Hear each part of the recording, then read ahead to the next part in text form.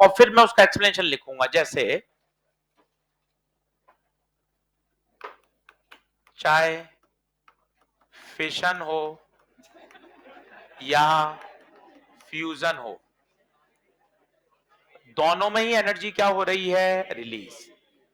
अब आप इस एनर्जी रिलीज के बारे में क्या क्या समझ सकते हो वो बोलो खुद सोचकर। एनर्जी रिलीज हो रही है, इसका मतलब है एनर्जी आई कहां से होगी? मास में कमी। मास में, पहला पॉइंट सुन, बाद में लिखना, मास में कमी। और खुद क्रॉस क्वेश्चन करो, हाँ यार ये मास में जो कमी आती है वही तो E बराबर mc स्क्वायर से एनर्जी में तब्दील होती है।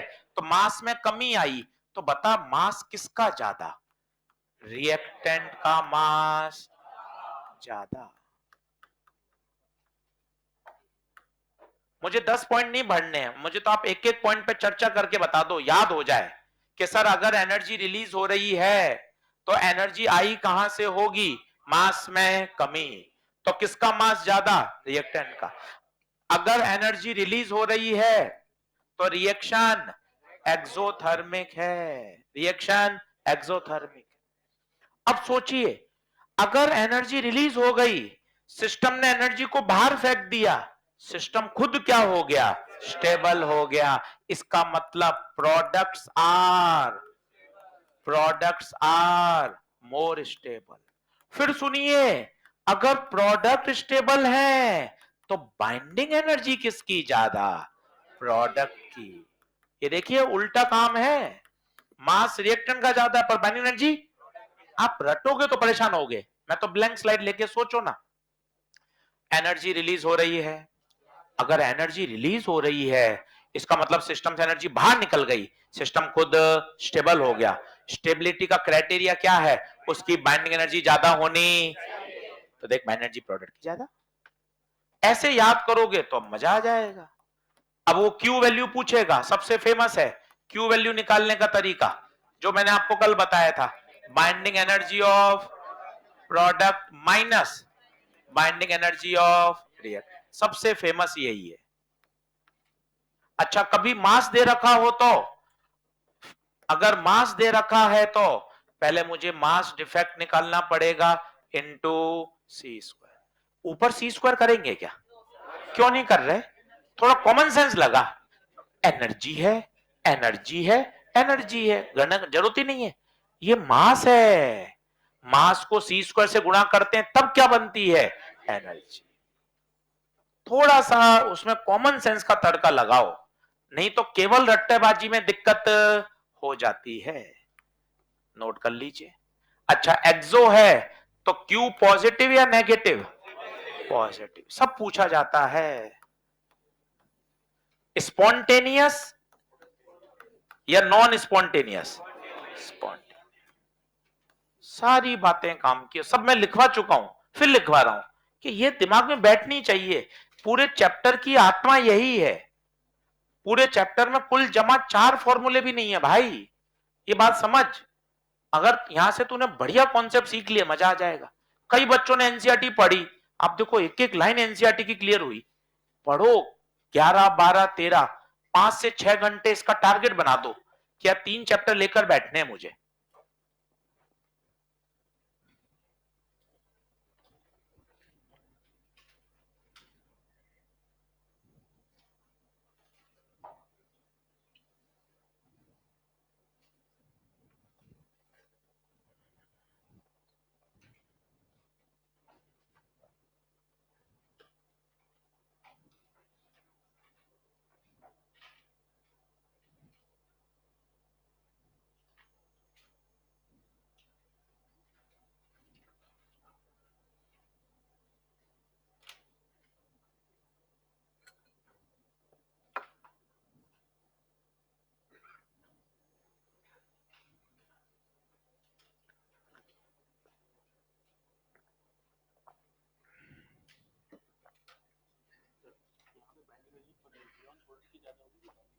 दोनों गुणा करने के बाद हमेशा बड़ी आएगी।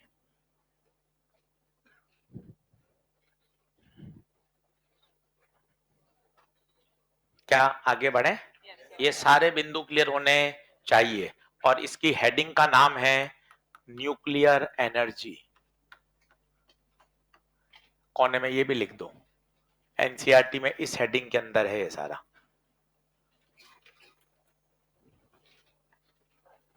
मान के चलिए इससे एक प्रश्न दिख जाएगा, थ्योरेटिकल, न्यूमेरिकल, यहां से प्रश्न बनते हैं।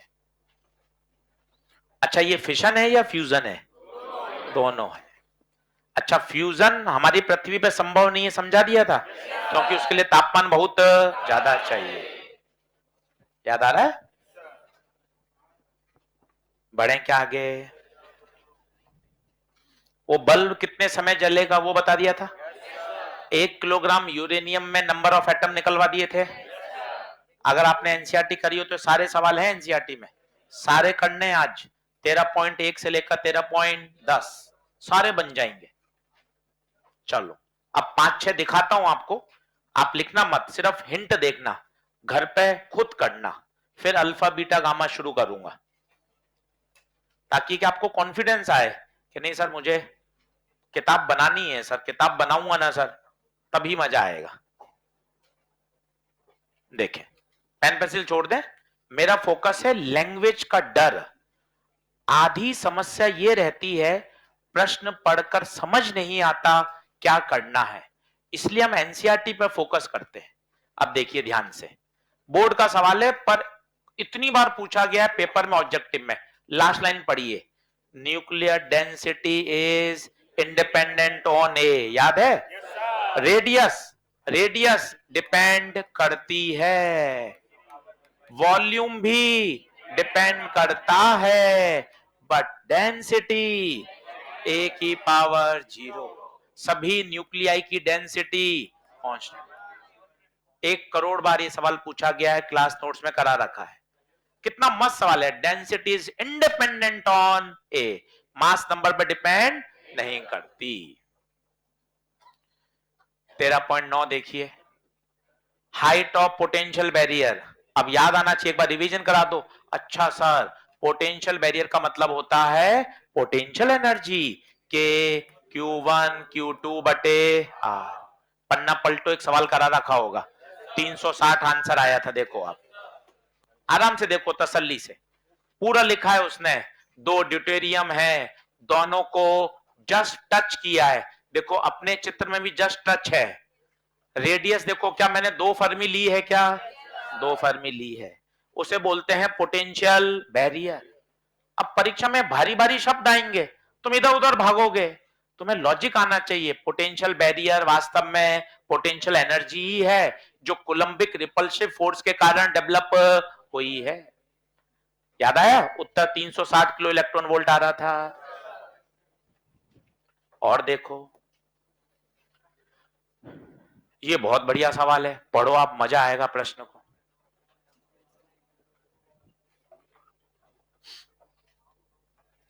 पढ़ो आराम से, लिखो मत, आज घर जाके करना, मैं आपको डर हटाना चाहता हूं। अब वो कह रहा है 100 वॉट का बल्ब कितने समय तक जलेगा? तो बताओ, पावर बराबर क्या होता है? Energy upon time. Power 100, energy नहीं पता, टाइम पूछा है, तो बताओ मैं किस पे फोकस करूं? एनर्जी पे। वो क्या कह रहा है, दो एटम, 2 एटम मिलकर कितनी एनर्जी पैदा कर रहे हैं? 3.27। तो एक एटम 3.27 बटे 2, ये एक एटम आया। पर मेरे पास कितना किलोग्राम है? 2 किलोग्राम ड्यूटेरियम है, 2H1। तो क्या 2 किलोग्राम एटम की संख्या निकाल सकते हो? मोल कॉन्सेप्ट बताओ, मास बटे मोलर मास बराबर नंबर ऑफ एटम्स बटे एन ए। मास बताओ, 2 नहीं, 2 किलोग्राम है तो 2000। मोलर मास ड्यूटेरियम का 2, नंबर ऑफ एटम नहीं पता, इनटू एन ए। तो बताओ number of atom 1000 into N A. अब बताइए एक एटम कितनी ऊर्जा पैदा करता है? 3.27/2। तो एक एटम ऊर्जा पैदा करता है 3.27/2 और 1000 इंटू Na कितनी एनर्जी पैदा करेंगे? 3.27/2 इंटू 10⁻³ इंटू Na। ये क्या आ गई बताओ? कुल एनर्जी। इस एनर्जी को यहां रखोगे तो क्या आएगा? टाइम। घर पे लेके बैठना पड़ेगा प्रश्नों को, कोई हवाबाजी काम नहीं आएगी। मैं आपको फिर बता रहा हूं, कोई फालतू के डिस्कशन काम नहीं आएंगे। हमें अपनी परीक्षा देनी है, कॉलेज पहुंचना है, कोटा की गलियों में नहीं रहना है। सर मुझे कोई मतलब नहीं है सर, कोट बदल गया, कलर बदल गया, सर कोई मतलब नहीं है। डिस्कशन चल रहा है क्रैश कोर्स का, फोटो आ गई, कोई मतलब नहीं है। सर मुझे परीक्षा देनी है और मुझे अपने कॉलेज में पहुंचना है। आपकी मर्जी पड़े जो करो सर, मुझे अपने से इधर उधर डिस्टर्ब नहीं होना है। क्या बात सही है क्या नहीं? आप ये समझिए ना बात को यार। अपनी परीक्षा देनी है, मार्च अप्रैल पूरा रिवीजन कमिटेड है, मतलब कराएंगे, तमीज से कराएंगे, तरीके से कराएंगे। ऑनलाइन पहले भी कराया था, हमेशा कराएंगे, कोई टेंशन नहीं। आप तरीके से अपनी तराई बढ़िया पढ़ाई पर रहो, इधर उधर की गप्पों में फालतू की डिस्कशन उलझने का कोई मतलब नहीं है। प्रश्न करेंगे तभी फायदा होगा, अल्टीमेटली वही है।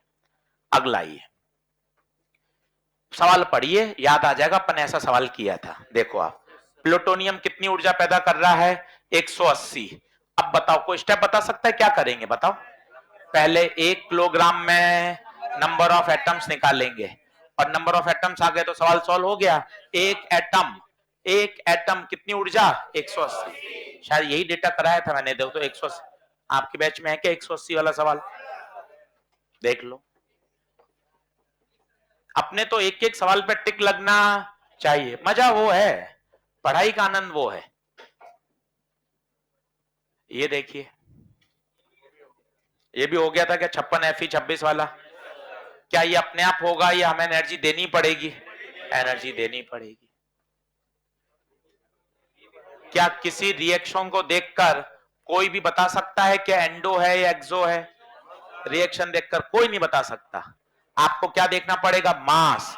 अगर मास में कमी आई तो एनर्जी रिलीज हुई, एक्सो। सारे सवाल देखे, अब तो लग रहा है देखा हुआ है, करा हुआ है। सोच परीक्षा में क्या अलग कॉन्फिडेंस आएगा।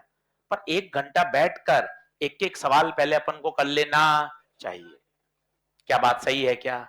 कर ले भाई ईमानदारी से, क्यों परेशान होता है? कंटेंट सारा तैयार है। अब देख ये वाला देख, 13.4। अब वो कह रहा है रेडियाई का रेशियो। अच्छा कुत्ता सर रेडियाई, सर मुझे सोचने दो। आर इज प्रपोर्शनल टू ए की पावर 1/3। सर किस किस का? एयू का और एजी का। एयू का और एजी का। एयू का मास नंबर 197, इसका 107, होल पावर 1/3। एनसीईआरटी ऐसे ही डेटा देता है, परीक्षा में ऐसा नहीं आएगा। परीक्षा में आएंगे 64, 125, 27, ताकि उसका क्यूब रूट आसानी से निकल जाए।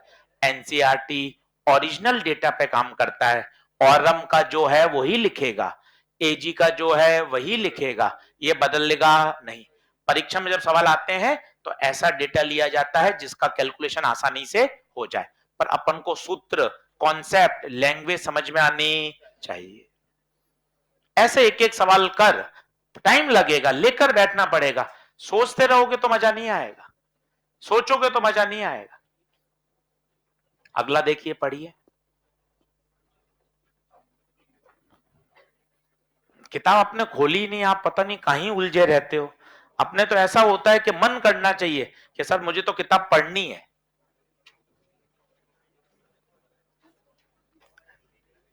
अब बताइए क्या कह रहा है, पहले आप क्वेश्चन पढ़ो, 2 बार 3 बार पढ़ो, बताओ क्या कहना चाहता है, पूछना क्या चाहता है वो समझाओ।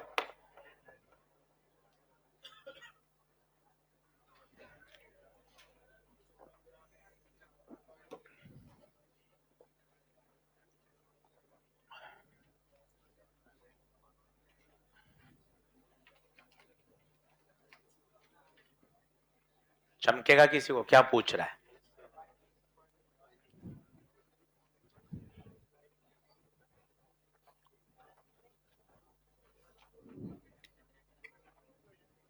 क्या कह रहा है? That would be required to separate all the neutron and proton. तो न्यूट्रॉन और प्रोटॉन को बांध किसने रखा था? बाइंडिंग एनर्जी ने। उतना ही दोगे तभी तो सेपरेट होगा। इसका मतलब मुझे निकालना क्या है? बाइंडिंग एनर्जी निकालनी है। पहला हिंट आया। यही तो लैंग्वेज है। तू अगर ऐसा पूछता बाइंडिंग एनर्जी बताओ, ये देखिए रहा सवाल बाइंडिंग एनर्जी का, देखना ये रहा तेरा पॉइंट 1 और 2। Obtain the binding energy, obtain the binding energy. पर वो ऐसा पूछेगा ही नहीं। किसने बढ़िया लैंग्वेज दी? न्यूट्रॉन और प्रोटॉन को सेपरेट करने के लिए। यार बांध किसने रखा था? बाइंडिंग ने। तोड़ने के लिए भी क्या चाहिए? बाइंडिंग। यही तो ये सवाल आपको याद है कैसे करते थे? याद करो। प्रोटॉन की संख्या इंटू प्रोटॉन का मास, न्यूट्रॉन की संख्या इंटू न्यूट्रॉन का मास, फिर थ्योरेटिकल मास माइनस ऑब्जर्व मास। क्लास में करा रखा है। प्रोफाइल 1 पहला पहला सवाल है। तो उसमें भी आपसे क्या पूछी गई है? Binding energy. ऐसे टिक लगने चाहिए। देख, पहला, दूसरा, फिर ये तीसरे की चर्चा हुई, चौथा, पांचवा, छठा, सातवां, आठवां। इस तरह से एक एक सवाल बनेंगे ना कि सर मुझे छोड़ना नहीं है, मेरा कंटेंट पूरा तैयार होना चाहिए। सॉल्व, अनसॉल्व, थ्योरी के पॉइंट, समरी, सब एकदम चकाचक होने चाहिए सर। इंपॉर्टेंट के भरोसे मत बैठो। कंटेंट 100% बोलता हुआ होना चाहिए। पढ़ोगे तो बनेगा यार, नहीं तो नहीं बनेगा। हम तैयार है ना कराने के लिए।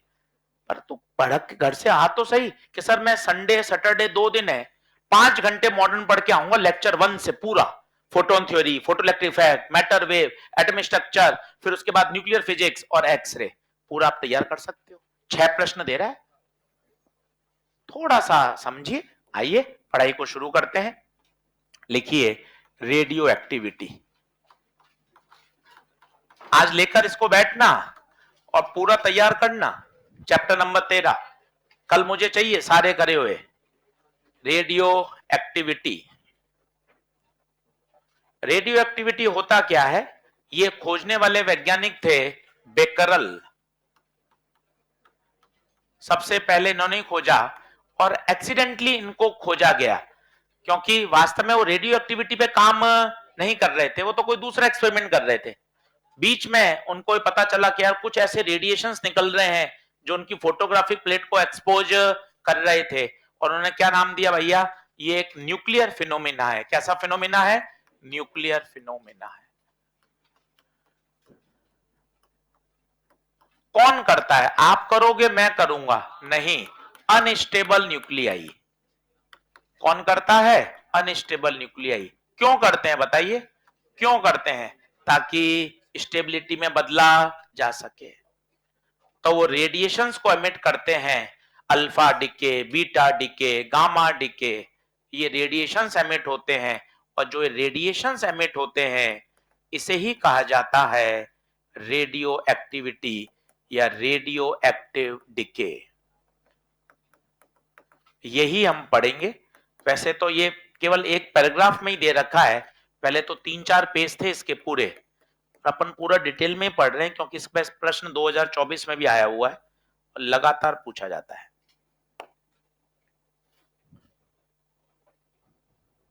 बहुत आसान है। आराम से 1 घंटे में विथ न्यूमेरिकल चकाचक तैयार हो जाएगा।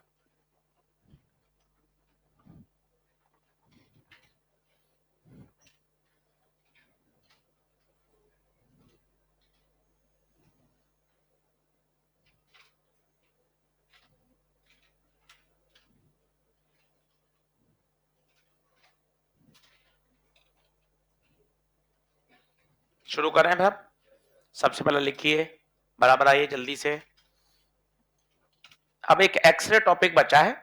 छोटा सा टॉपिक है, वैसे तो एनसीईआरटी में है ही नहीं, पर एनसीईआरटी में पीछे एक सवाल दे रखा है, अगर आपने किया हो 11.1।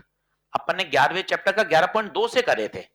11.1 इकलौता सवाल है, वो किस पर है? एक्सरे पर वो एक्सरे पढ़ना जरूरी है। नीट 2023 में भी सवाल आया हुआ है, तो उस एक्सरे को पढ़ेंगे अपन। 2 घंटे का टॉपिक है, छोटा सा, और वो लगातार पढ़ाना है। तो अपन उसकी क्लास संडे को हमने रखी है जिसमें एक्सरे पढ़ाया जाएगा। लाइव क्लास भी रहेगी। कई बच्चे दूर रहते हैं कि सर हम 1.5-2 घंटे के लिए हम घर से पढ़ लेंगे, कोई टेंशन नहीं है। लाइव क्लास भी रहेगी, बिल्कुल रिकॉर्डेड रहेगी। आप उसको घर से भी देख सकते हैं कि सर हम थोड़ा दूर रहते हैं इंस्टीट्यूट से, आने जाने में समय खर्च होगा, संडे को हम घर बैठ के पढ़ना चाहते हैं, बिल्कुल एडवाइजेबल है, आप पढ़ सकते हैं। और लाइव भी रहेगी, रिकॉर्ड भी रहेगी। और उस दिन हम क्या पढ़ेंगे? एक्सरे। 2 घंटे का टॉपिक है, शुरू भी होगा और उसी दिन खत्म हो जाएगा। कुल मिला के 3 सवाल आए हैं एक्सरे के बस 20 साल में। एनसीईआरटी में तो थ्योरी में कहीं है ही नहीं, पर चूंकि आए हुए हैं तो अपन रिस्क नहीं ले सकते, अपन को करना तो पूरा है। ठीक है, उससे फायदा क्या मिलेगा ना, संडे को फुल स्टॉप लग जाएगा। मंडे से हम क्या सेमीकंडक्टर नया चैप्टर शुरू कर देंगे और वो बढ़िया पढ़ना है। इस बार सेमीकंडक्टर के 4 प्रश्न आए हैं भाई, 4। 3 तो हर साल आते हैं। अब सोचो, कुल लेक्चर ही 6 से 7 दिन का है, 6 से 7 दिन में पूरा चैप्टर तैयार है, सवाल कितने मिल रहे हैं? तो यार ये तो मतलब सुपर बोनस टॉपिक है जो अपन को आना। लॉजिक गेट आता ही आता है हर साल, इस साल 2 प्रश्न थे लॉजिक गेट के। भाई ये तो लॉटरी है, तो अपन को यूं बहुत शानदार तैयार करना है। क्लियर है? चलिए बढ़े, शुरू करें। लिखे हेडिंग डालिए, alpha decay.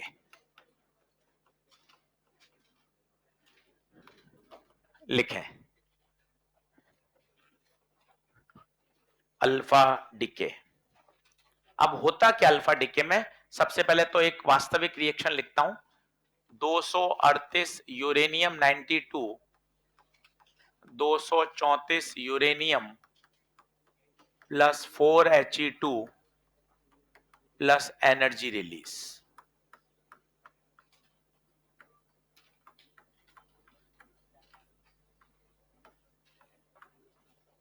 Plus energy release. ये जो 4He2 निकला भाई, इसे ही बोलते हैं अल्फा पार्टिकल।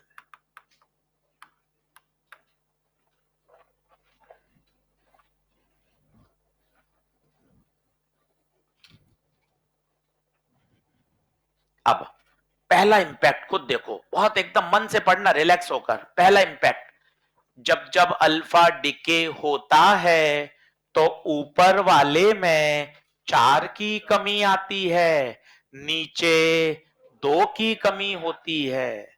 ये तो देसी भाषा है, अच्छी भाषा में बोलो। ऊपर बोला मास नंबर 4 से कम होता है, एटॉमिक नंबर 2 से। गुप्ता सर ऐसा क्यों होता है? तभी तो बैलेंस होगा। 234 और 4 238, 90 और 2 92, और इसे बोलते हैं अल्फा पार्टिकल। तो पहला पंच क्या आया? अल्फा डिके में मास नंबर में 4 की कमी। दूसरा, एटॉमिक नंबर में 2 की कमी।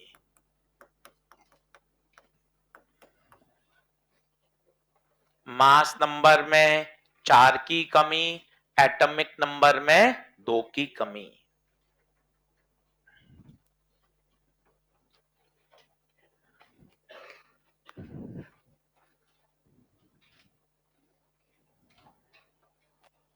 सही बात है सर, ये तो आपने एक प्रैक्टिकल रिएक्शन लिखी, कोई जनरल रिएक्शन लिखे? हाँ कोशिश करते हैं। AXZ, अब बताना, जनरल लिखना। ए वही रहेगा या 4 की कमी? 4 की कमी। जेड भी 2 की कमी। एक्स नहीं, वाई। क्यों वाई? क्यों? यूरेनियम रहा या कुछ अलग बन गया? उसका नाम बदल गया। Plus 4He2 plus energy release. लो साहब, ये बन गई आपकी जनरल रिएक्शन। एकदम बढ़िया, धीरे धीरे पढ़ते जाओ, आसान सवाल है, एकदम सही होता है। हर बार बैलेंस करते चलो, मन खुश होता रहेगा। A-4 plus 4 A, Z-2 plus 2 Z। जैसी एनर्जी रिलीज आए, मन में अचानक से ख्याल आने चाहिए, सर लिखूं क्या? हाँ लिखना। लिखूं सर? हाँ लिख। एनर्जी रिलीज, सर एक्सो है? हाँ हाँ। और बोलो स्पॉन्टेनियस है? हाँ गुरुजी स्पॉन्टेनियस है। और बोलिए प्रोडक्ट्स, ज्यादा स्टेबल होंगे, बिल्कुल सही बात। और बोलो, मास में कमी आई होगी। बताइए, एनर्जी रिलीज होते ही सारी बातें याद आ जानी चाहिए। क्यू वैल्यू पॉजिटिव या नेगेटिव? पॉजिटिव। एक्सो में क्यू हमेशा पॉजिटिव होता है। 50-50 बार बता दिया यार। एक्सो में क्यू हमेशा पॉजिटिव। अब सर ये अल्फा पार्टिकल कौन होते हैं? सर 11वीं से सुन रहा हूं, केमिस्ट्री मास्टर ने खूब बोला, 12वीं में फिर ड्रॉप किया, खूब सुना, पर पीरियोडिक टेबल में दिखता नहीं अल्फा। पीरियोडिक में देखा, ढूंढना, मिला ही नहीं। Carbon, nitrogen, oxygen, helium, gases, lithium, ये दिखता है, सर अल्फा नहीं दिखता। तो अल्फा है कौन? आपने मैग्नेटिक फील्ड में भी सिखाया था अल्फा पार्टिकल, अल्फा पार्टिकल। आज थोड़ा अल्फा पे प्रकाश डालो कि अल्फा पार्टिकल कौन है भाई। कितना सुना है आपने, पर कभी चर्चा नहीं करी, कभी दोस्ती नहीं करी कि यार अल्फा पार्टिकल कौन है। काम चलता रहा, आप भी चला रहे हो। आप कभी घुसना ही नहीं चाहते चैप्टर में कि सर अल्फा कौन है। सर कार्बन सुना है, नाइट्रोजन, ऑक्सीजन, ये तो खूब सुने। पीरियोडिक टेबल में अल्फा तो दिखाई देता ही नहीं है। अल्फा है कौन? आओ आज बहुत तरीके से मैं आपको समझाता हूं, आपका मन खुश होगा कि सर अल्फा पे चार्ज पॉजिटिव क्यों होता है। बस किसी ने एक बार बोल दिया, आपने सुन लिया, इलेक्ट्रॉन पे नेगेटिव होता है, अल्फा पे पॉजिटिव होता है, आपका काम चल रहा है, हाँ भाई अल्फा पे क्या होता है, पॉजिटिव। पर कैसे आ गया अल्फा पे पॉजिटिव? आओ मैं आपको बात सिखाता हूं, आपका मन खुश होगा। सबसे पहले बात करो हीलियम एटम की। जरा सोच के बताओ, 4He2 में प्रोटॉन कितने? 2, नीचे वाला प्रोटॉन। न्यूट्रॉन बताओ, 4 - 2, 2। इसका फोटो बनाओ, न्यूक्लियस, 2 प्रोटॉन, 2 प्रोटॉन, 2 न्यूट्रॉन। चूंकि हम एटम बना रहे हैं और atom is always electrically neutral, 2024 का प्रश्न, एटम हमेशा इलेक्ट्रिकली न्यूट्रल है। 2 प्रोटॉन है तो पक्का पक्का 2 इलेक्ट्रॉन भी चक्कर लगा रहे होंगे। आशीष सर एक बार कुल चार्ज जोड़ दो। हाँ जोड़ लेता हूं। न्यूट्रॉन पे charge, proton 2, electron 2, total charge 0।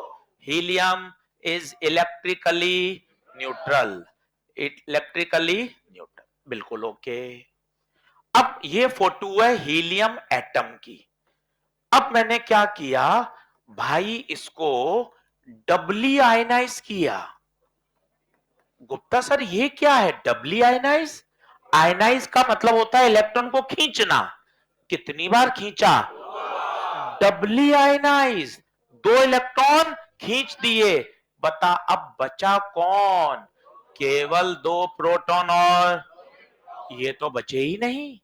अब ये जो नई चीज बनी, इसे ही बोलते हैं अल्फा पार्टिकल। अब देख सारी तेरी बातें मस्त होंगी, यार अल्फा पे चार्ज पॉजिटिव होता है। हाँ यार पॉजिटिव है, न्यूट्रॉन पे तो चार्ज ही नहीं है, प्रोटॉन पे चार्ज पॉजिटिव होता है। गुप्ता सर आपने ये भी लिखवाया था, अल्फा पे चार्ज, अल्फा पे चार्ज प्रोटॉन के चार्ज का दुगना होता है, दुगना होना चाहिए। देख 2 प्रोटॉन है। सर आपने ये भी लिखवाया था, अल्फा पे मास 4 गुना होता है। आज पोस्टमार्टम हो रहा है, 4 गुना क्यों होता है? 2 प्रोटॉन है और 2, कुल कितने लोग हो गए? 4। अल्फा पे चार्ज पॉजिटिव होता है, अल्फा पे मास 4 गुना होता है। अल्फा पार्टिकल का एक नया नाम जो IIT जेई में पूछा गया था, वो देखना आप, doubly ionised helium atom. Helium atom को जब 2 बार आयनाइज कर देते हैं तो क्या बनता है? अल्फा। ये किसकी फोटो है? हीलियम एटम की। ये न्यूट्रल है, इसके 2 इलेक्ट्रॉन निकाल दिए। अब ये जो बना वो कौन है? Alpha particle. कुछ लोग इसको बोलते हैं ये हीलियम एटम का न्यूक्लियाई है। क्या ये भी सही है? क्या क्या पर्यायवाची शब्द आ रहे हैं यार, आनंद आ रहा है। हीलियम एटम और हीलियम एटम का न्यूक्लियस, इसको ही क्या बोलते हैं? Alpha particle. भाई इतनी जानकारी पढ़ेगा तो सवाल कैसे गलत होगा। Doubly ionize helium atom, helium atom का न्यूक्लियाई मास 4 गुना, चार्ज पॉजिटिव, और पॉजिटिव भी कितना, प्रोटॉन का दुगना। क्यों दुगना? 2 प्रोटॉन। नहीं आ पा रही बात समझ में, लिखना शुरू करिए। अल्फा पार्टिकल कौन?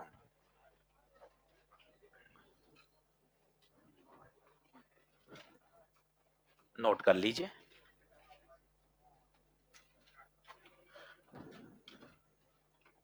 बिल्कुल शांत रहिए, पढ़िए।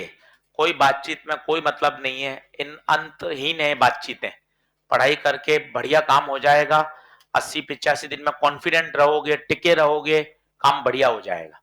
अपनों में से ही सिलेक्शन होता है। कई बच्चे जानते हैं, पिछले साल पढ़े हुए हैं, साल भर 700 नंबर नहीं आए।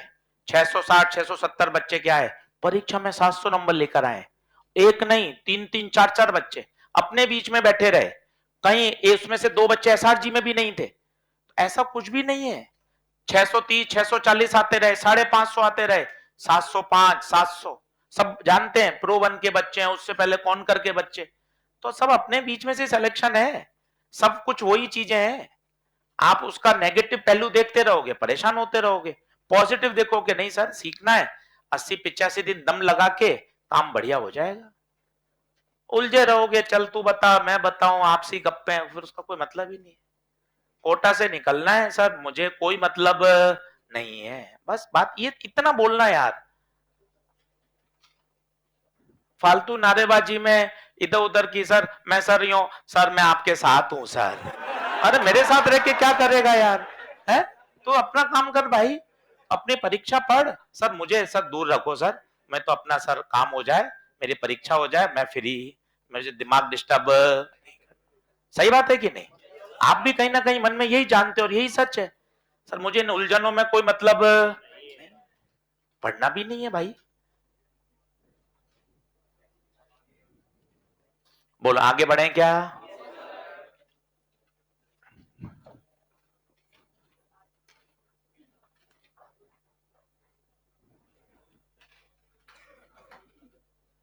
अल्फा पार्टिकल कौन है? हाँ, डबली आयनाइज्ड हीलियम एटम, या हीलियम एटम का न्यूक्लियाई, उसे अल्फा पार्टिकल बोलते हैं।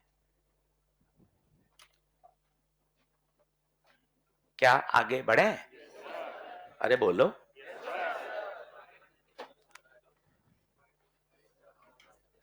चलो कर दो, जल्दी आओ।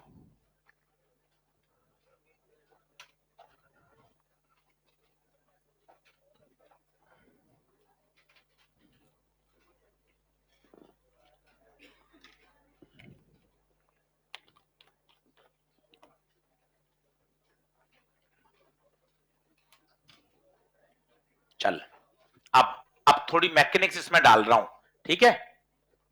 मैकेनिक्स देखते जाइए, मजा आ जाएगा। पहले याद कर लेते हैं यहां तक। अल्फा डिके के दौरान मास नंबर में 4 की कमी, 3-4 बार बोल लें, ऊपर वाले में 4 की कमी, नीचे वाले में 2 की कमी। कारण समझ में आ रहा होगा, ये 4 है तो यहां 4 कम होना पड़ेगा, ये 2 है तो यहां 2 कम होना पड़ेगा। जोड़ के देख लो, एलएचएस और आरएचएस में हमेशा मास नंबर और एटॉमिक नंबर को बैलेंस होना चाहिए। बोलिए हाँ है क्या? अब थोड़ी सी मैकेनिक्स डाल रहा हूं, वो देखिएगा, आपको बढ़िया लगेगा। जैसे ये एक्स न्यूक्लियाई था, जो कि इनिशियली किसमें था, रेस्ट में। इसका डिके हुआ, डिके का हुआ, और एक बना वाई और एक बना अल्फा। सर समझ नहीं पा रहा, ये देखिए लिखा हुआ, थोड़ा इसको बोल हिंदी में। एक्स टूटा, क्या बना, वाई और हीलियम। इसे बोलते हैं पेरेंट न्यूक्लियाई, पेरेंट न्यूक्लियाई। इसे बोलते हैं डॉटर न्यूक्लियाई। बताइए, तो पहले कौन था, एक्स, टूटा, किसमें बना, वाई और हीलियम, दोनों क्या विपरीत भागेंगे। सर मेरे टूटा शब्द सुनते ही चीजें समझ में आने लग जाती हैं। टूटा, ब्रेक होना, कॉलिजन होना। सर अभी टूटा शब्द, सर अभी तो फरवरी का महीना चल रहा है सर, अभी अभी तो जुड़ने और जोड़ने की बातें हो रही हैं, है ना।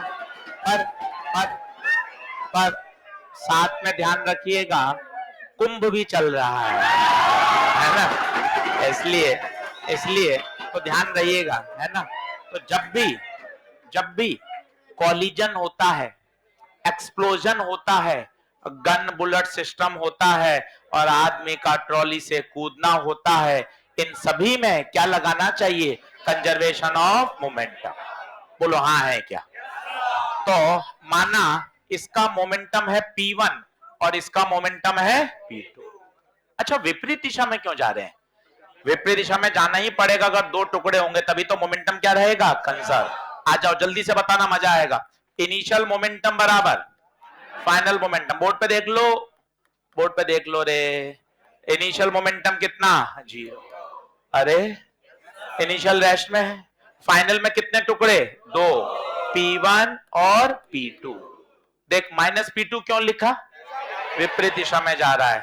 तो बताओ P1 बराबर P2, या बहुत सुंदर तरीके से मेकअप के साथ लिखना है, P1 मॉड P2 मॉड।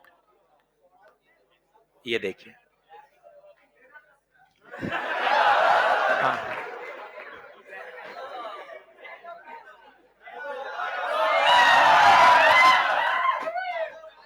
बस बस संभालो। दोनों दोनों के मैग्नीट्यूड ऑफ मोमेंटम बराबर होने चाहिए। ये बहुत अच्छा सवाल है, मैकेनिक्स में बनता है। गन बुलेट सिस्टम, गन का मोमेंटम ज्यादा या बुलेट का? बच्चे सोचते हैं यार मोमेंटम होता है m into V, mass v, उलझ जाओगे।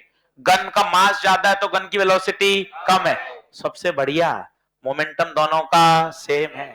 पर मजे की बात, दूसरा फॉर्मूला देखना, काइनेटिक एनर्जी ये होती है p² बाय 2 है। p दोनों का, तो काइनेटिक एनर्जी मास के इनवर्स। ये बहुत शानदार बात है, जिसका मास कम है उसकी एनर्जी। अब इसको रिलेट करो, गन बुलेट सिस्टम, बुलेट हल्की होती है तभी तो तेज भागती है, ये देख। और अपना गन, गन का मास ज्यादा है तो गन की रिकॉइल काइनेटिक एनर्जी कम होती है। आप अगर ऐसा सोचने लगा है ना, ½ mv² से सोचूंगा, भाई तू उलझ जाएगा, लगेगा ही नहीं। गन का मास, गन की वेलोसिटी अपन को पता ही नहीं है। मास ज्यादा है पर वेलोसिटी नहीं पता, वेलोसिटी कम है, ये ज्यादा है, उलझ जाओगे। बेहतर है क्या लगाओ, एनर्जी बराबर p²/2 एकदम सोच पाओगे। बुलेट हल्की है, हल्की है तो उसकी एनर्जी ज्यादा है, पर मोमेंटम किसका ज्यादा है? मोमेंटम बराबर है, ये बात बहुत इंपॉर्टेंट है। यस और नो? आओ लिखो। ये पूरी मैकेनिक्स का इसमें टच है, तो आपको आना चाहिए।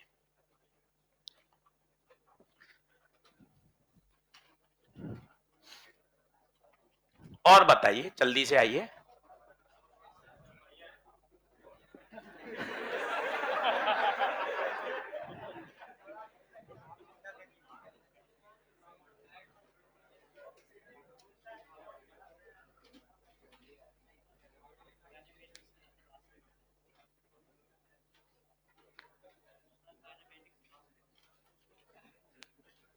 चलो क्या?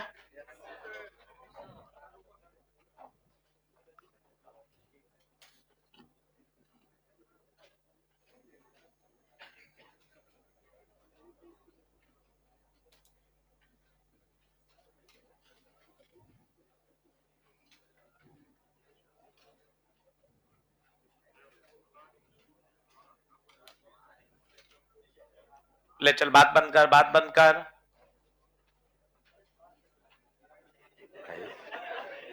फिर वहां सवाल नहीं बनेगा तो दिक्कत होगी, समझना बेटा। तो काइनेटिक एनर्जी मास के क्या है? इनवर्स। अब ध्यान से देखो मैं क्या लिख रहा हूं, ध्यान से देखना। इसी को आगे लिख रहा हूं, इसी को आगे लिख रहा हूं।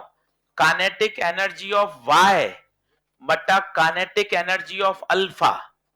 देख इनवर्स है, जागते रहना, इनवर्स है। यहां वाई ऊपर आ रहा है तो यहां वाई नीचे आएगा। अल्फा नीचे आ रहा है तो ऊपर आएगा। अल्फा का मास 4, वाई का मास A-4। सर y का मास A-4 कहां से लाए? ये लिखा हुआ देख, ये देख ले, अल्फा का मास 4, y का देख ले, ये वाला एक्सप्रेशन भी काम का है। अभी सब कंक्लूड कर दूंगा, पहले मैं चाहता हूं आप एक बार सारी फिजिक्स समझ लें, फिर काम काम की बातें लिखा दूंगा। फिर एक बात मैंने आपको और बोली थी, एक बात आपको और सिखाई थी कि जो एनर्जी रिलीज होती है उसका तुम्हें फोन पे होता है, गूगल पे होता है, क्या होता है बताओ? In the form of kinetic energy of product. याद करो, इस बात को समझो, बहुत ही छोटी छोटी बातें हैं। सर आपने बोला 500 जूल एनर्जी रिलीज हुई, तो 500 जूल का मुझे नकद मिल जाएंगे, या एक एक रुपए के सिक्के गिना दोगे आप, या सीधा फोन पे कर दोगे, या 500 रुपए का बोरा बन जाएगा, मैं बोरा उठा के घर ले जाऊंगा। तो 500 का क्या है? 500 का क्या है?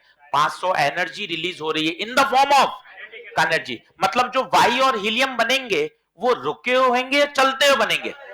इसका मतलब एक एक्सप्रेशन और लिखा जा सकता है, जो Q होगा, it is the sum of kinetic energy of Y plus sum of energy of alpha. सोच के देखिए। और एक इक्वेशन अभी लिखी थी आपने, Y अपॉन अल्फा बराबर 4/A-4। आराम से बताइए, क्या आपको दो कॉन्सेप्ट क्लियर होते हैं क्या? मैं रुक रहा हूं, मुझे कोई जल्दबाजी नहीं है भाई, तो आपने आराम से समझ, और नहीं तो शब्दों में लिख ले, the energy release is in the form of kinetic energy of the products. लिखना भाई, कॉन्सेप्ट समझता जाएगा, मजा आता जाएगा यार। अब इन दोनों को सॉल्व कर लो, यहां से वैल्यू उठा के इसमें डालोगे, तो मैं सीधा लिख रहा हूं क्योंकि कोई मैथ्स है, ज्यादा उसमें कुछ नई बात नहीं है। तो अल्फा की जो एनर्जी आती है वो आती है A-4/A। घर से आप सॉल्व कर सकते हो, y की वैल्यू यहां डालनी है, ये आंसर आ जाएगा, ये याद होना चाहिए। अब सर इसको समराइज कर दो, मैं समराइज कर देता हूं एक स्लाइड में, पूरा अल्फा 20 मिनट का। सर ये क्या चीज है, मतलब मैं समझ नहीं पा रहा हूं सर। क्यू रुपया निकला, क्यू रुपया कितने लोगों में बटा? वाई और अल्फा, उसमें से अल्फा का कितना हिस्सा, वो ये है A-4/A into Q। क्योंकि बता, आप सीधा सूत्र रट लोगे, आपको पता ही नहीं चलेगा लगाना कहां है। आपको ये निबंध आना चाहिए, कुल क्यू रुपया निकला, क्यू रुपया दो भागों में बटा, वाई पर भी है और अल्फा के पास भी है। अल्फा का हिस्से का सूत्र कितना है? A-4/A into Q। क्या आगे बढ़े?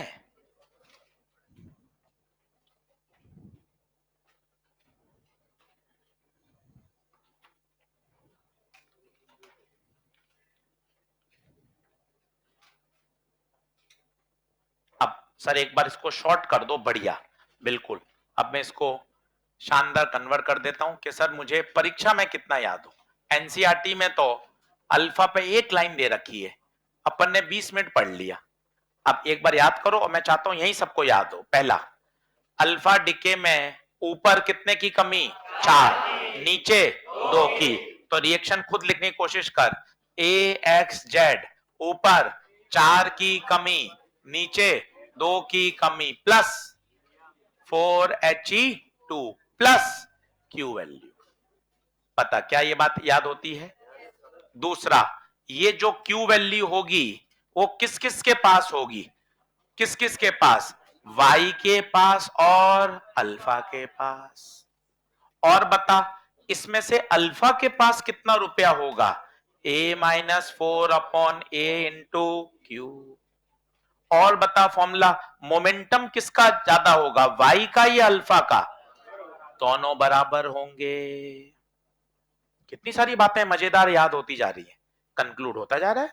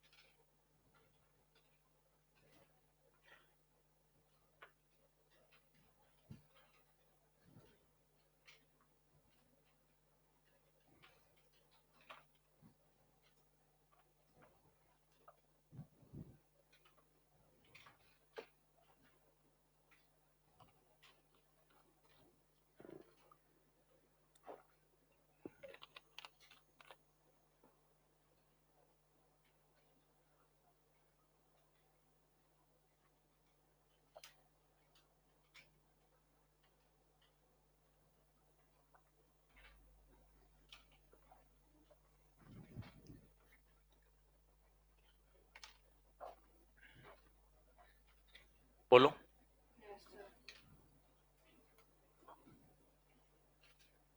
देख लो तसल्ली से, याद करने की कोशिश। सर ये चुपके से अंत में क्या लिख दिया आपने, ये क्या है, ये भी तो समझ सकता है। एनर्जी रिलीज होती क्यों है, मास में कमी आई होगी। बोले तो रिएक्टेंट माइनस प्रोडक्ट, देख रिएक्टेंट में कौन है एक्स, माइनस प्रोडक्ट में कौन है वाई और हीलियम, देख ले मास में कमी इंटू सी स्क्वायर। आराम से देखो तसल्ली से, ये पांचों पॉइंट याद हैं भाई साहब, अल्फा डीके में मजा आ जाएगा। मेन तो काम वो हिंदी वाले सेंटेंस का है, पंच इसका है, वो लिखो अल्फा डीके में मास नंबर में चार की, सवाल तो इससे सॉल्व होंगे, मास नंबर में चार की कमी, एटॉमिक नंबर में दो की कमी, सवाल इससे सॉल्व होंगे भाई, इसको डाल सुपरस्टार।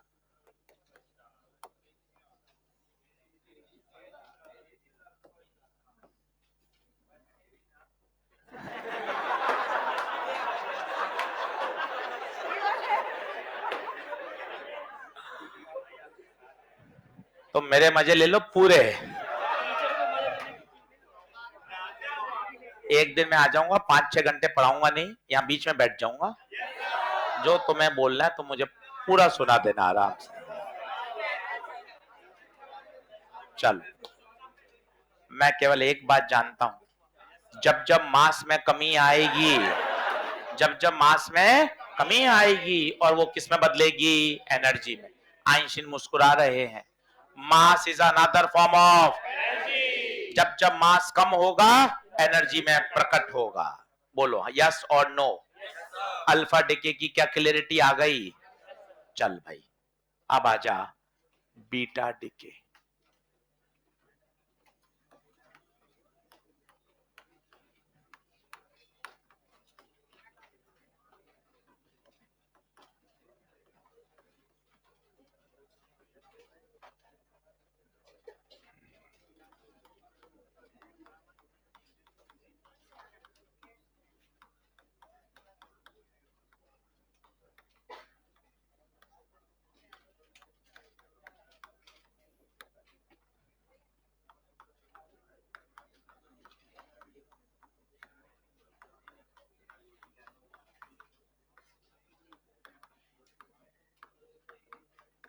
ले चलो बातचीत बंद करो, लगातार बोलते रहोगे तो क्या फिर डेकोरम खराब होता है, टॉपिक की ग्रेविटी कम हो जाएगी।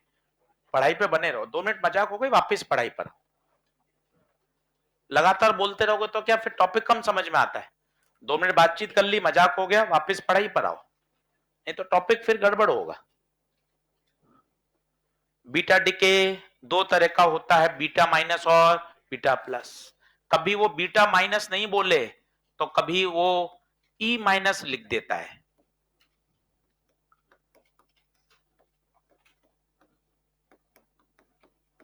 कभी बीटा माइनस नहीं बोलता तो क्या लिख देता है ई माइनस, वो भी लिखना सही है।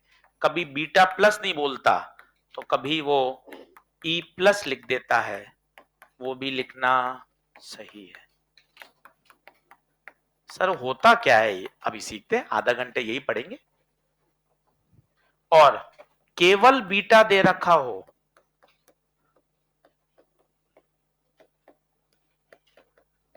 तो उसे बीटा माइनस माना जाए।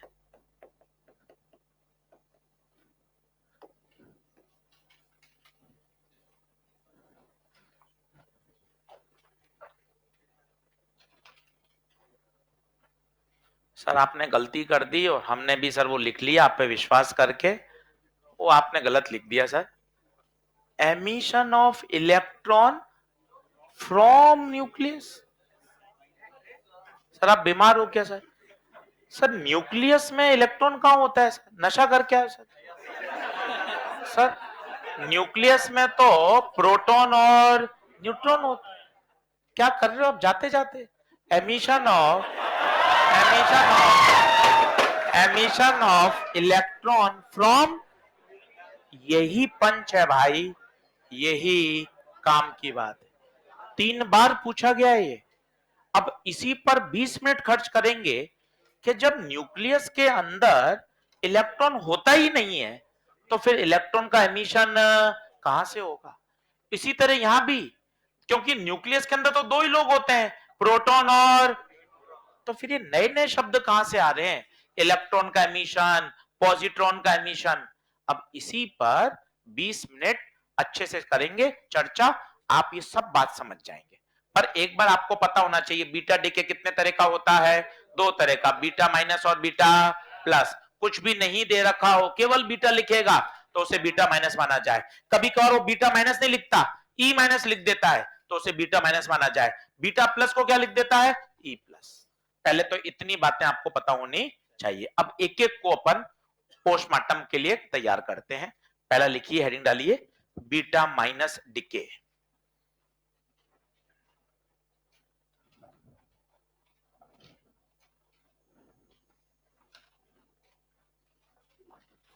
करूं, नेक्स्ट कर दूं? आ जाओ, जल्दी आ जाओ। अब देखना, अब थोड़ा दिमाग लगाना, 15-20 मिनट मत इधर उधर की बात करना, पढ़ाई पर चलना। बीटा माइनस, अब होता क्या है वो सुनना। जिस समय बीटा माइनस डिके होने वाला होता है, उस समय एक न्यूट्रॉन का डिके होता है। लिखना शुरू करिए, फिर समझते हैं। एक न्यूट्रॉन टूटता है, न्यूट्रॉन टूटता है। न्यूट्रॉन किसमें टूटता है? एक प्रोटॉन और एक इलेक्ट्रॉन।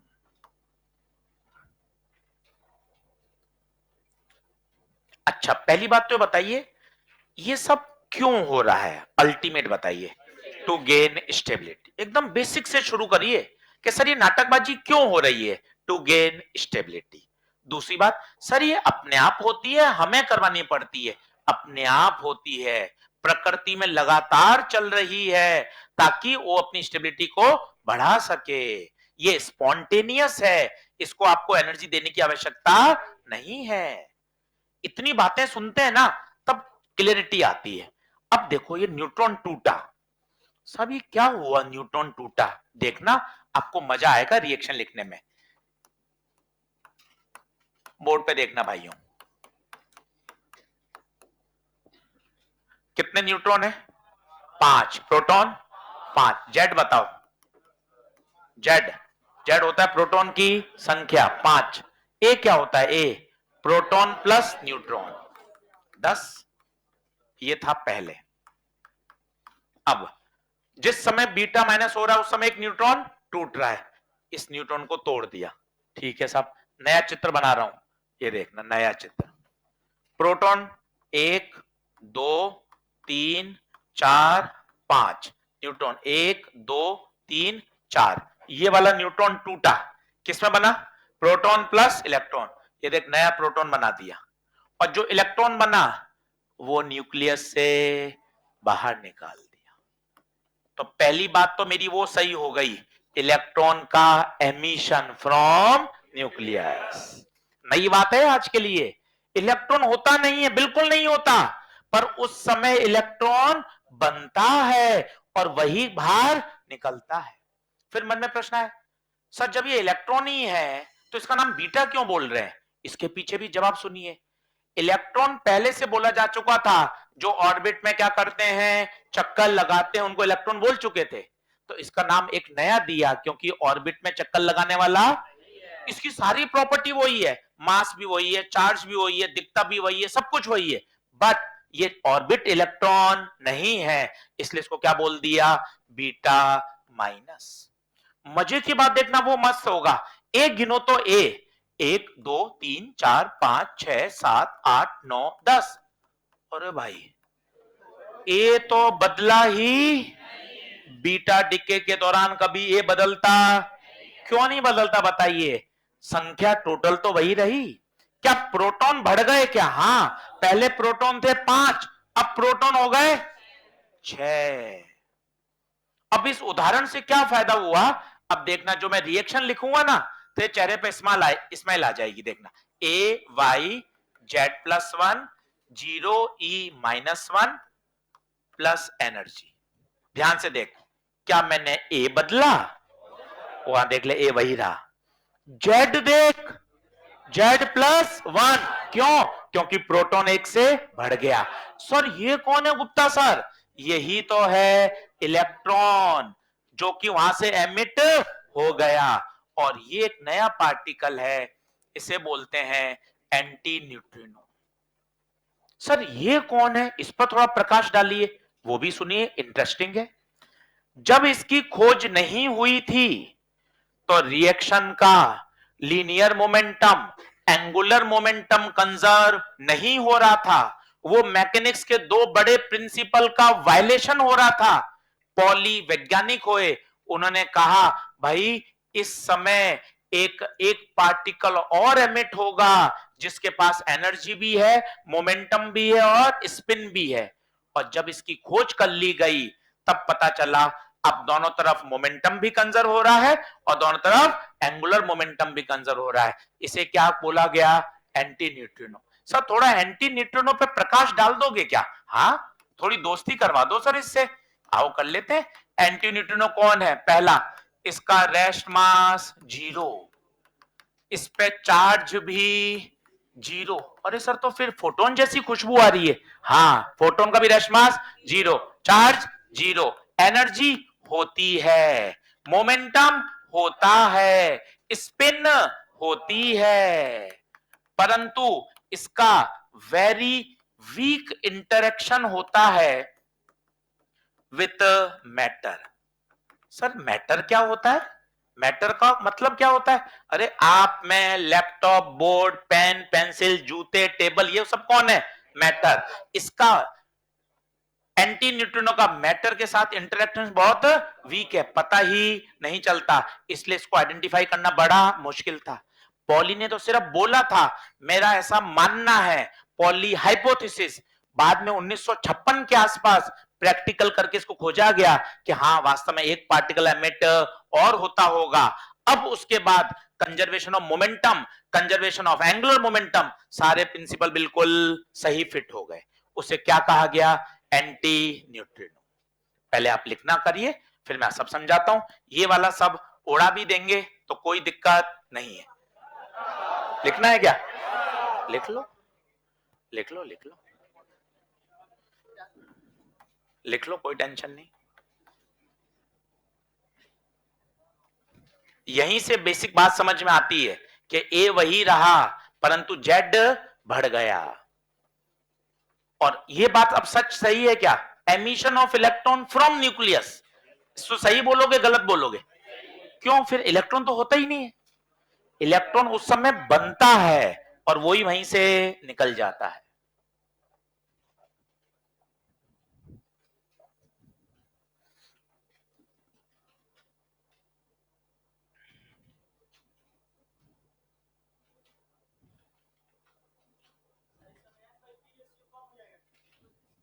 बिल्कुल सही बात है। पी बढ़ गया ना?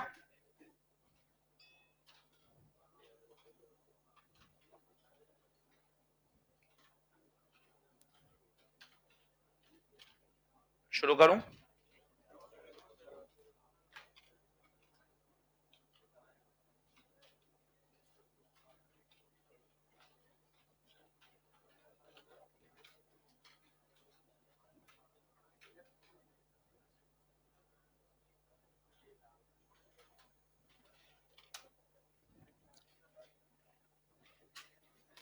न्यूक्लियस की एनसीईआरटी करो, सब मजाक हंसी टिटोले सब सही है, पढ़ाई की जगह पढ़ाई चलती है, अपन तो ये जानते हैं भाई। ईमानदारी से कंटेंट पढ़ना है, समरी पढ़नी है, सवाल लगाने हैं, एक एक सवाल, तब मजा है। पूरी किताब पता चलनी चाहिए, एक एक टॉपिक कवर हुआ, बाइंडिंग एनर्जी बताई, न्यूक्लियर फोर्स बताया, फिशन, फ्यूजन, एक एक टर्म। और 5 से 6 घंटे लेकर बैठो, चैप्टर आसान भी है, 6 सवाल दे रहा है। सेमीकंडक्टर 4 आ रहे हैं, चारों चैप्टर मिला देंगे तो 10 सवाल हैं। भाई हमें पता है, पूरी मैकेनिक्स पढ़ाते हैं ना, जब 11-12 सवाल होते हैं, शुरू करते हैं एनएलएम फ्रिक्शन से, WP, centre mass, momentum, circular, rotational, 3.5 महीने 4 महीने की जान लगानी पड़ती है, तब 10 सवाल बनते हैं। हमें तो पता है ना यार, इतने समय से पढ़ा रहे हैं। एक एनएलएम फ्रिक्शन, वर्क पर एनर्जी, इतना समय लगता है। वही 10 सवाल आपको ये तुरंत दे रहा है। मॉडर्न 5 से 6, सेमीकंडक्टर 3 से 4। तो थोड़ी स्मार्टनेस डालिए। ईएमडब्ल्यू, आप विश्वास नहीं करेंगे, ईएमडब्ल्यू के 2 प्रश्न आ रहे हैं। नीट 2024, 2023, उठा के देख लीजिए रिकॉर्ड। तो यार 2 प्रश्न आ रहे हैं, 3 से 3.5 लेक्चर में अपन ने क्लास में कर लिया था। जहां चीजें बढ़िया है, 12th का वेटेज ज्यादा है। आप जेई मेन के पेपर का एनालिसिस कर, हमने तो कर लिया। नीट के 5 साल का एनालिसिस करके बता रहे हैं। 12वीं का वेटेज 60% है, 100 में से 60% 12वीं है। तो 12वीं एकदम तगड़ी आनी चाहिए। बताओ क्या ये बात ओके है? आइए ये लिखिए। अब हिंदी वाला सेंटेंस लिखना। बीटा माइनस में ऊपर वाले में नो चेंज और नीचे एक बढ़ जाता है। अच्छा बच्चे ये भी याद कर लेते हैं, उल्टा चलता है। बीटा माइनस है तो Z+1। क्यों? क्योंकि तो कारण ये रहे सब, पर याद करने का तरीका है। बीटा माइनस है, Z+1, याद करने का तरीका। नीचे +1 होता है। नीचे का मतलब समझ रहे हो? बोले तो एटॉमिक नंबर। ऊपर का मतलब समझ रहे हो? Mass number.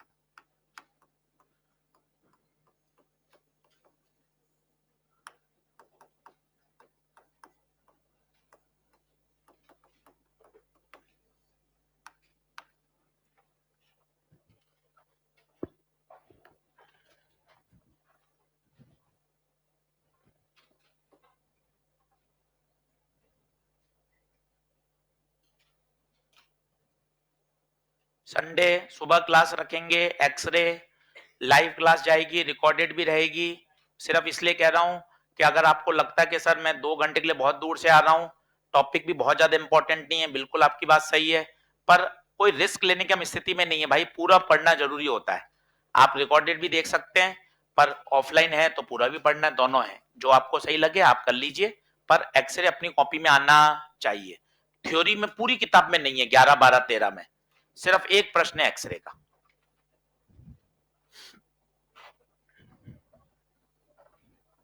टाइम और रूम नंबर मैं अवेलेबिलिटी देखकर वो रूम नंबर डालूंगा टेलीग्राम पर, उसमें आपको रूम नंबर और टाइम पूरा आ जाएगा।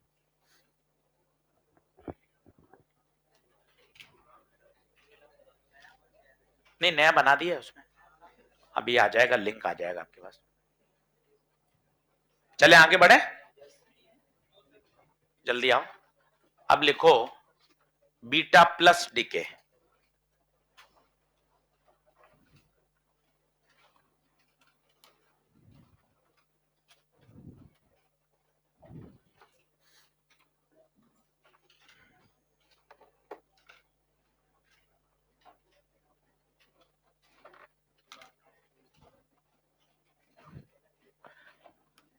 अब सर सीधा आप दिमाग लगा के अपन बिना पढ़े उत्तर बता सकते हैं क्या? चलो सर लगाते हैं सर। सर बीटा चाहे कुछ भी हो, मास नंबर में बदलाव नहीं आता। आपने सर एक ट्रिक बोली, उल्टा होता है। बीटा माइनस है तो Z+1 होता है, तो सोचो बीटा प्लस है तो बिना पढ़े अपन जुगाड़ लगा रहे हैं। क्यों तो अभी बताऊंगा साइंस से, पर अभी जुगाड़ लगा रहे हैं, दिमाग रिलैक्स फील करता है। बीटा के दौरान कभी मास नंबर नहीं बदलता, तो बता रिएक्शन लगा ए ही रहेगा। अब बता बीटा प्लस है, उल्टा बोल, बीटा प्लस है, Z-1 प्लस 0E-1। गलती से लिख दिया पीछे नकल मार के, जागते रहो ना। यहाँ Z है, यहाँ Z कब आएगा? जब ये Z-1 है तो ये +1 होगा, तभी तो Z आएगा। प्लस वहां एंटी न्यूट्रिनो, यहां न्यूट्रिनो, सब कुछ उल्टा हो रहा है। वो इलेक्ट्रॉन था, इसे बोलते हैं पॉजिट्रॉन। गुप्ता सर कौन होता है पॉजिट्रॉन? अच्छी भाषा में बोलते हैं anti particle of electron. Anti particle का मतलब सब कुछ इलेक्ट्रॉन जैसा ही है, मास भी वही है, सब कुछ, बस चार्ज नेगेटिव ना होके चार्ज पॉजिटिव है। तो सर प्रोटॉन बोल दो ना सर। अरे प्रोटॉन का तो मास अलग होता है। इसका मास इलेक्ट्रॉन जितना ही होता है।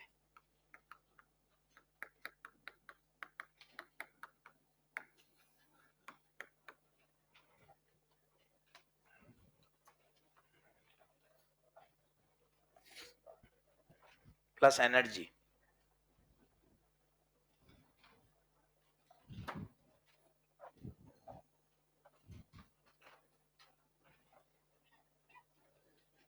पढ़ूं क्या?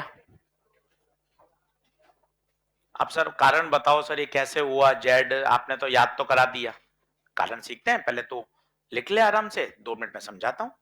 मन शांत रख, मोबाइल से दूर रह, घर जाके पढ़, टारगेट बना। आज का दिन है, कल का दिन है और संडे है। 3 दिन का टारगेट बना। 3 चैप्टर, चैप्टर 11, 12, 13, ऐसा टारगेट बना, ताकि थोड़ा मन में चैलेंज महसूस हो कि संडे की शाम तक आते आते मेरे तीनों चैप्टर बढ़िया होने चाहिए। एनसीईआरटी पे टिक लग जाए, पीछे के सवाल पे टिक लग जाए, क्लास नोट्स पूरे तैयार हो जाएं, शॉर्ट नोट इसके तैयार हो जाएं। एक चैलेंज लेके जा। चैलेंज लेके जाते हैं तो दिमाग खाली नहीं रहता। दिमाग खाली नहीं रहता, एंजाइटी नहीं आती, परेशान नहीं होते। क्या 3 दिन में यार ये पूरा चैप्टर 3 तैयार करने हैं? मंडे को आऊंगा सर फ्रेश, आप सेमीकंडक्टर एकदम मन से बढ़िया तैयार करवा देना। सेमीकंडक्टर की मेरी जिम्मेदारी है, क्लास में ही पूरा तैयार हो जाएगा, घर जाके सीधे क्वेश्चन कर सकते हैं। कोई थ्योरी पढ़ने की जरूरत नहीं, क्लास में पूरा सेमीकंडक्टर किताब से एकदम बढ़िया तैयार कर लेंगे। चलिए, क्या ये बात ओके हुई? अब बताओ, वहां किसका डिके हुआ था? न्यूट्रॉन का। अब खुद सोचो, न्यूट्रॉन का तो हो चुका, किसका बचा? प्रोटॉन का। क्यों सर, और किसी का क्यों नहीं हो सकता? है ही दो लोग, एक न्यूट्रॉन है और एक प्रोटॉन है। तो बताइए, बीटा प्लस में किसका डिके होता है? प्रोटॉन का। अरे सर, अब बातें जोड़ रही हैं तो जोड़ना, तो जोड़ता नहीं है तो सिर्फ रटने में लगता रहता है। प्रोटॉन का डिके हुआ गुप्ता साहब, प्रोटॉन का डिके, प्रोटॉन का डिके, प्रोटॉन टूट गया, मतलब प्रोटॉन की संख्या में कमी आ गई। देख ले, कमी आ गई, Z-1 हो गया। प्रोटॉन टूट के बनाएगा क्या? सर ये भी इंपॉर्टेंट है। सर इसका कोई तरीका बताओगे आप? हाँ, चार्ज बैलेंस कर। चार्ज, प्रोटॉन पे चार्ज बता, प्लस, न्यूट्रॉन पे 0, तो ये इलेक्ट्रॉन नहीं, पॉजिट्रॉन, ताकि चार्ज क्या रहे? बैलेंस। सर ये ऊपर क्या लिखते हो आप? ऊपर, ऊपर आता है मास। देख यहां 0 लिखा, पूछ क्यों? इलेक्ट्रॉन और पॉजिट्रॉन का मास नेग्लिजिबल होता है। लिख लीजिए।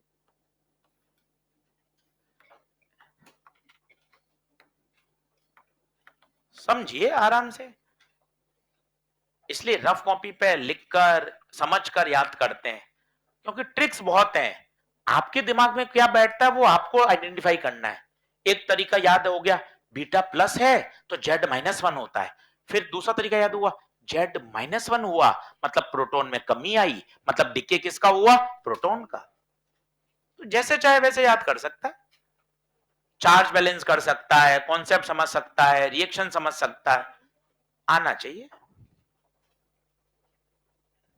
बताइए क्या ओके है? आगे बढ़ूं?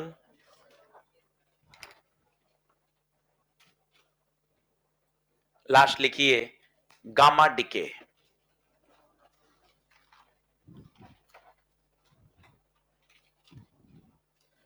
Gamma decay.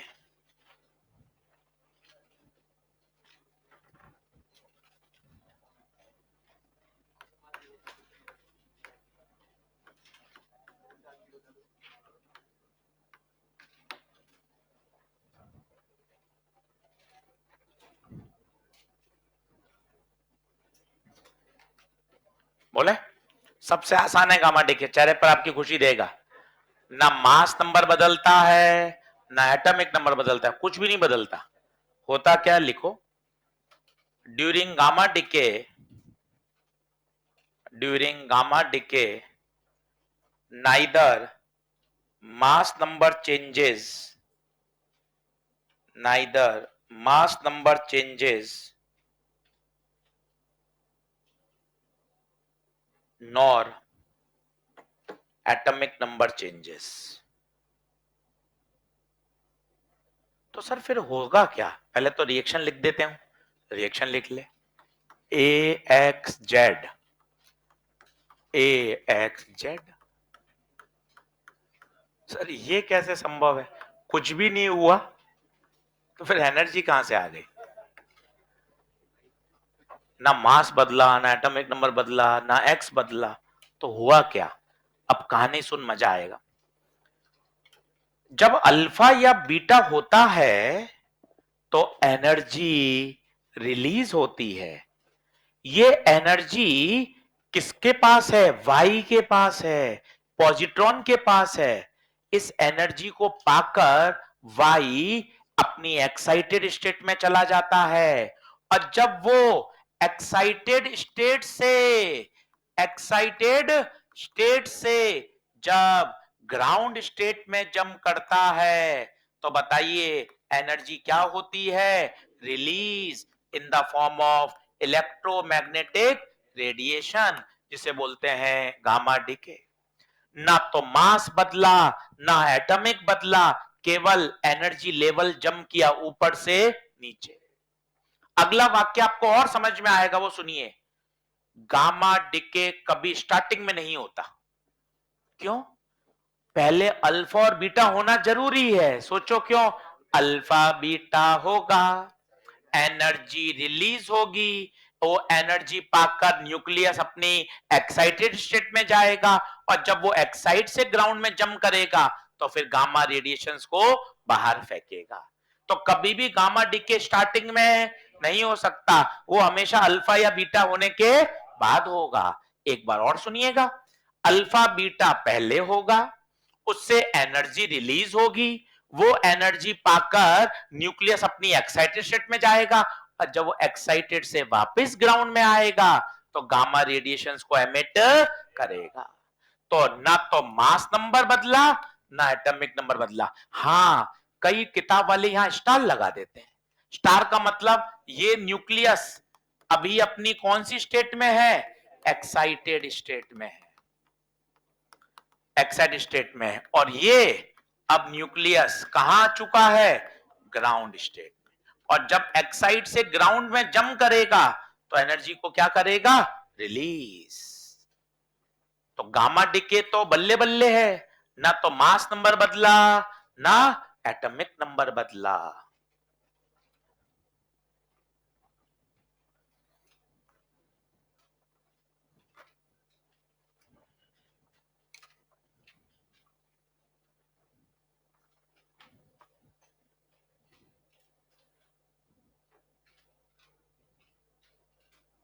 बोलिए,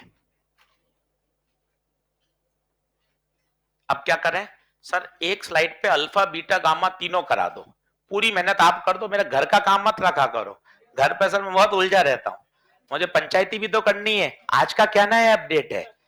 हाँ, वो भी तो पंचायती करनी है। बिल्कुल। हाँ, चलिए लिखें, आगे लिखें।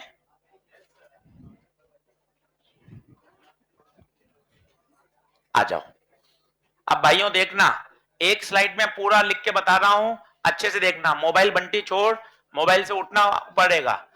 सबसे ऊपर आओ, alpha decay, alpha decay, board पे देख, अल्फा डीके। मोबाइल छोड़ना बेटा, अल्फा डीके। बताओ ऊपर कितने की कमी? 4 की। नीचे 2 की। साथ में कौन? Alpha plus energy. Alpha particle खत्म। इतना डीके याद होना चाहिए। हिंदी में मास नंबर में 4, एटॉमिक नंबर में 2। अब देख बीटा का जुगाड़, देख मजा आएगा। बीटा का जुगाड़, बीटा माइनस। सर बीटा कोई भी हो ऊपर बदलता नहीं है, बीटा कोई भी हो ऊपर बदलता नहीं है। बदलेगा क्या? नीचे। रंग चेंज कर रहा हूं, बीटा माइनस है, जेड प्लस 1, बीटा प्लस है, जेड माइनस। याद रखने का सबसे बढ़िया जुगाड़। प्लस, अब खुद सोचो, 0 ई प्लस 1 है तो -1, -1 है तो +1, anti neutrino neutrino plus energy release. Reaction लिखने को भी आती है भाइयों, इसलिए पता होना चाहिए। कभी कभार वो बोल देगा E-, बता कौन है E-, बता बीटा माइनस। कभी बोल देगा E+, बीटा प्लस। कभी बोल देगा ओनली बीटा, बीटा माइनस। कभी बोलेगा न्यूट्रॉन को लिखना आना चाहिए, तो बताओ न्यूट्रॉन को कैसे रिप्रेजेंट करोगे, बोलो 1n0। क्यों सर, जीरो क्यों? न्यूट्रॉन का चार्ज 0 होता है। प्रोटॉन को कैसे रिप्रेजेंट किया जाता है, 1p1, चार्ज 1 होता है, मास भी होता है। इलेक्ट्रॉन को कैसे करते हैं, इलेक्ट्रॉन को 0e-1। क्यों 0, क्यों? मास 0 होता है, नेग्लिजिबल। अब सर 2-3 प्रश्न करके दिखा दो, कॉन्फिडेंस आ जाएगा। बिल्कुल बढ़िया।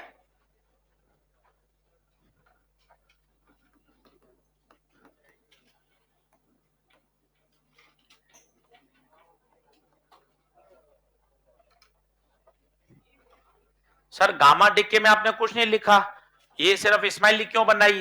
क्योंकि तुझे गामा ही तो समझ में आया, क्योंकि गामा में कुछ चेंज ही नहीं होता, इसलिए स्माइली बनाई। तेरे समझ में ही गामा आया, तू मन ही मन खुश हो रहा है, मेरे 45 सवाल गामा के ही आ जाए।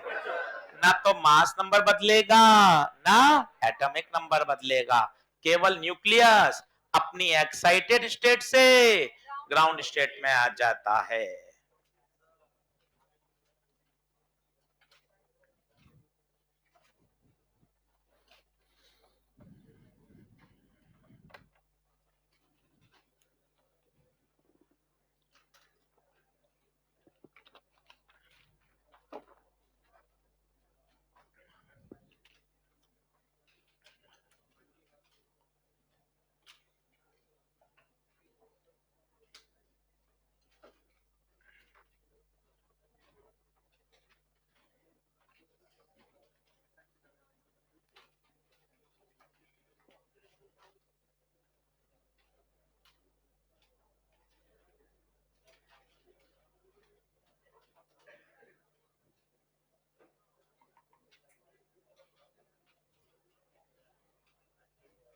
हाँ,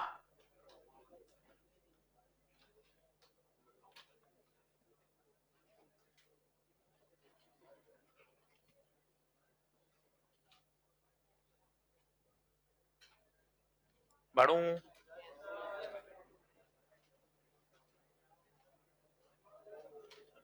पन्ने पलटो, पहला लेक्चर आओ, डे 1 फोटोन थ्योरी। अब ये मुझे बताओ कितने दिन में याद कर सकते हो? 3 दिन। पहला लेक्चर फोटोन थ्योरी, डायग्राम याद आया? ये वाला देखो, इसकी कहानी बता सकते हो डायग्राम देखते ही? सुनाता हूं, शायद याद आ जाए। पहला लेक्चर, एक मेटल के अंदर बहुत सारे फ्री इलेक्ट्रॉन होते हैं। प्रश्न ये है कि ये फ्री इलेक्ट्रॉन सिटी मूल घूमने क्यों नहीं जा रहा, क्यों नहीं जा रहा? एक बार एक इलेक्ट्रॉन ने निकलने की हिम्मत करी थी, पर जैसे इलेक्ट्रॉन निकला, then the surface acquire positive charge, और इसने वापस इसको पुल करके नीचे बुला लिया।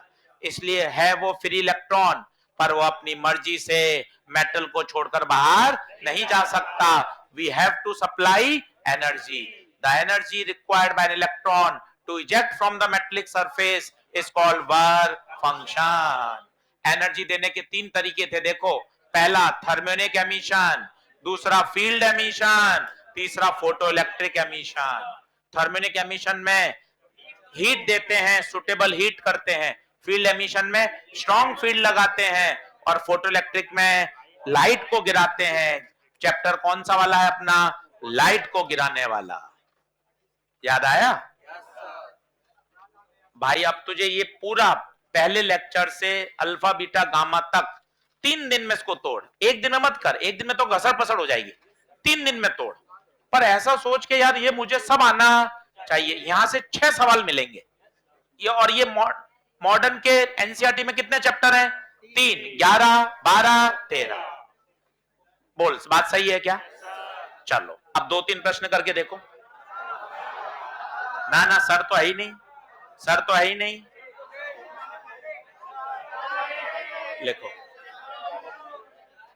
लिखो, 2024 का सवाल है नीट का, जल्दी से उसको मैं थोड़ा सा जूम कर देता हूं ताकि आप पहले रिएक्शन लिखो। अब बातचीत बंद कर दो।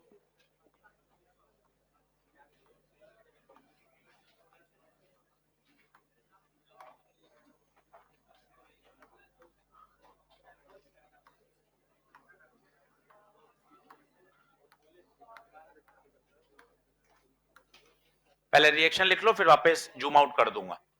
अब मुझे बताओ, ये होशियार है, ई प्लस लिख रहा है, तुम बता सकते हो ई प्लस कौन होता है?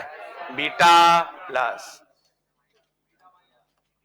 ई प्लस का मतलब बीटा प्लस, ई माइनस है बीटा, एक ही बात है। ऐसे बहुत तेरे सवाल हैं, आप भर भर के आप देखना, पीवाई क्यू में, मॉड्यूल में, जेई मेन में 3-4 सवाल कर लो, एकदम मन खुश हो जाएगा कि हाँ सर यार इतना बेसिक सवाल आते हैं और वही रिपीट होते हैं भाई।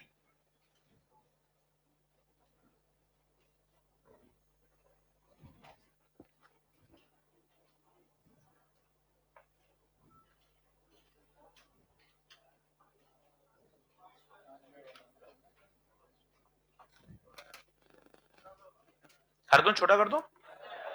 अच्छा एक बार देख लो पूरा ही फटाफट।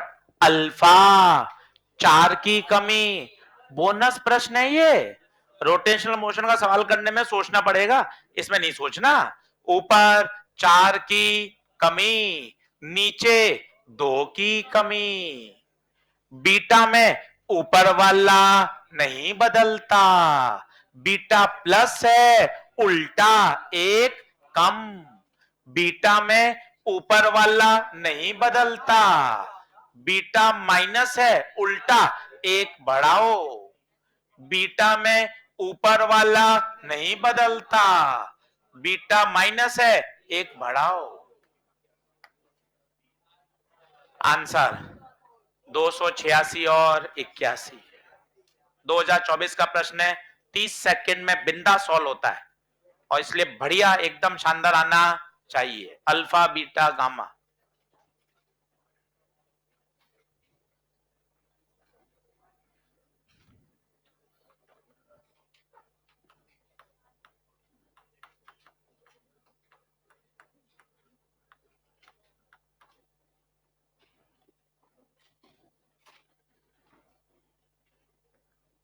देख ले, अब 3 दिन दे दिए हैं तुझे आज, है ना, ईमानदारी रखना, संडे की रात तक हो जाना चाहिए। सेमीकंडक्टर शुरू होने से पहले तेरा प्रॉमिस होना चाहिए खुद से कि मुझे पूरा चैप्टर तैयार करना है। सबकी एनसीईआरटी कराई है, एक एक चैप्टर की तरीके से, एक एक सॉल्व एग्जाम्पल कराया है, कॉपी में लिखवाए हैं, सब चीजें बढ़िया तैयार करना है। अब लापरवाही नहीं करनी है और एनसीईआरटी का कंटेंट पूरा तैयार होना चाहिए।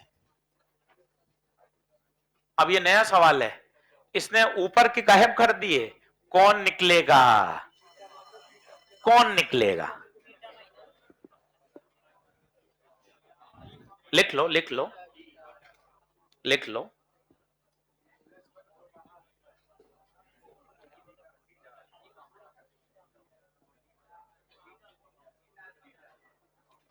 अब देख, देखना देखना, ए वही है, बीटा होगा, जेड +1 है, उल्टा माइनस। और ऊपर 4 की कमी, और भाई ऊपर 4 की कमी अल्फा, नीचे 2 की कमी अल्फा। ऊपर वाला भी नहीं बदला, नीचे वाला भी नहीं बदला, गामा। सर ये क्या लगाया है? एक्साइटेड। तो बताओ, पहले बीटा, फिर अल्फा और फिर बीटा, अल्फा और गामा। 30 सेकंड है मैक्सिमम। लॉजिक गेट, ये वाले सवाल, ये मतलब आने ही आने, ऐसा पेपर नहीं है जिसमें सवाल नहीं है। अल्फा बीटा गामा 15 मिनट में तैयार कर सकते हो पूरा डिटेल में। बताइए क्या ये बात ओके है? तो संडे एक्स्ट्रा क्लास केवल पढ़ाया जाएगा, एक्सरे लाइव भी रहेगा, इसलिए फोकस कर रहा हूं ताकि आप घर से भी उसको देख सकें। ऐसा नहीं है कि 2 घंटे के लिए अपन को परेशान होना पड़े। जो बच्चे दूर रहते हैं वो घर बैठ के पढ़ाई कर सकते हैं। एक्सरे पढ़ेंगे, संडे को पूरा तैयार करेंगे और संडे को पूरा फुल स्टॉप हो जाएगा। और फिर अपन सोमवार से श्री गणेश करेंगे किसका? सेमीकंडक्टर। आप सभी का बहुत बहुत धन्यवाद।